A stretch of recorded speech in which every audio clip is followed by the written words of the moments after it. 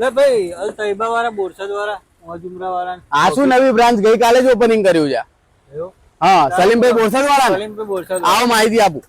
હા તો મિત્રો, આજે આપણે આવી ગયા છે અલ તૈબા ટૂર્સ એન્ડ ટ્રાવેલ્સ માં, જે છેલ્લા 10 વર્ષોથી બોરસદમાં સારું એવું કામ કરી રહ્યા છે. 25,000 પ્લસ આજો આપણા ઝીરો કમ્પ્લેન પર આપણી સાથે સફર કરી ચુક્યા છે. અને હવે આપણી નવી બ્રાન્ચ ઓપન થઈ ગઈ છે આણંદમાં. તો આવો તમને ઘણી બધી માહિતી આપી દઉં. અલ તૈબા ટૂર્સ એન્ડ ટ્રાવેલ્સ તમારા માટે ડિસેમ્બર મહિનાનું જોરદાર ઉમરાનું પેકેજ લઈને આવી ગયા છે. ઇકોનોમી પેકેજ છે, જેની કિંમત રહેવાની છે 75,313 રૂપિયા. આની જે ફેસિલિટીની વાત કરું તો એકદમ જોરદાર ફેસિલિટી રહેવાની છે. મક્કામાં હોટલ તમને 100 મીટર દૂર મળી જવાની છે અને મદીનાની હોટલની વાત કરું તો 500 મીટર દૂર મળી જવાની છે. તો ડિસેમ્બર મહિનાનું જે પેકેજ છે 12 ડિસેમ્બરના રોજ ઉપડવાનું છે. અમદાવાદથી અમદાવાદ ફ્લાઇટ રહેવાની છે. સાથે આંગળી પકડીને લઈ જશે ને આંગળી પકડીને જ તમને અહીંયા લાવશે. સાથે જમવાની વાત કરું તો એકદમ લઝીઝ જમવાનું, 2 ટાઈમ જમવાનું, 1 ટાઈમ નાસ્તો રહેવાનો છે. સાથે સાથે મિત્રો, જાન્યુઆરીની ટૂરની વાત કરીએ તો જાન્યુઆરીનું આપણે ડિલક્સ પેકેજ સરસ મજાનું ઓર્ગેનાઇઝ કર્યું છે. આ છે હાજી ફિરોજભાઈ અને આ છે સહલભાઈ.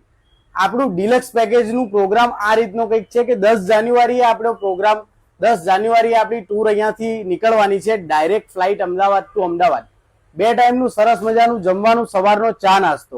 એટલું જ નહીં, મક્કા શરીફમાં તમને હોટલ ફક્ત 500 થી 600 મીટરની નજીક મળશે અને મદીના શરીફમાં પણ બાય વોકિંગ તમે પહોંચી જાઓ પર તમને હોટલ મળી રહેવાની છે. મદીના શરીફમાં બિલકુલ વોકિંગ ડિસ્ટન્સ પર આપણી હોટલ રહેવાની છે. લોન્ડ્રીની ફેસિલિટી અમારી તરફથી રહેશે. જિયારત પણ તમને બધી જ અમારી તરફથી કરાવવામાં આવશે. ગુજરાતી ગાઈડ તમારી સાથે હંમેશા હાજર રહેશે. તમારે કંઈ પણ કામ હશે તો અમારો એક સ્ટાફ તમારી સાથે 24 કલાક હાજર રહેવાનો છે. મિત્રો, સ્ક્રીન પર નંબર પણ આપેલો છે અને આપણી ઇન્સ્ટા આઈડી પણ મેન્શન કરેલી છે. તો વધુ ઇન્ક્વાયરી માટે અત્યારે જ તમે કોલ કરી શકો છો અને ઇન્સ્ટાગ્રામ પર મેસેજ પણ કરી શકો છો. હા તો મિત્રો, આપણું એડ્રેસ છે Meena Masjid, Anand Balej road, Sabina shopping centre, Anand.